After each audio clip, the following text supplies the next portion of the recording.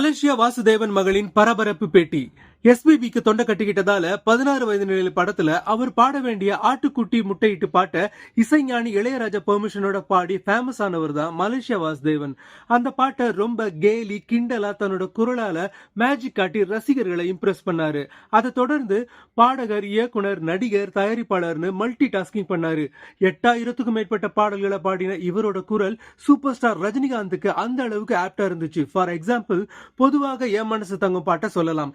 இப்படி பல சாதனைகளுக்கு சொந்தக்காரரான அவர் தன்னோட 66வது வயசுல உயிரிழந்தாரு. இப்ப என்ன விஷயம்னா, அவருடைய கடைசி நிமிடங்களை பத்தி ஷேர் பண்ணியிருக்காங்க மகள் பிரசாந்தினி வாசுதேவன். அவங்க பேசும்போது அப்பாவுக்கு ராஜா சார் மேல ரொம்ப மரியாதை கலந்து நட்பு இருந்துச்சு. ராஜா சார் இல்லைன்னா நான் இல்லைன்னு எப்பவுமே சொல்லுவாரு. உயிர் விடுறதுக்கு முன்ன கூட அவருக்காகவே வெயிட் பண்ண மாதிரி இருந்துச்சு. ராஜா சார் வந்த உடனேயே அவர் உயிர் பிரிஞ்சது. பொதுவா நண்பர்கள்னா அடிக்கடி மீட் பண்ணிப்பாங்க, ஆனா இவங்க நட்பு கொஞ்சம் டிஃப்ரெண்ட். மனசுக்குள்ளேயே பேசிப்பாங்கன்னு ஷேர் பண்ணாங்க மகள் பிரசாந்தினி வாசுதேவன்.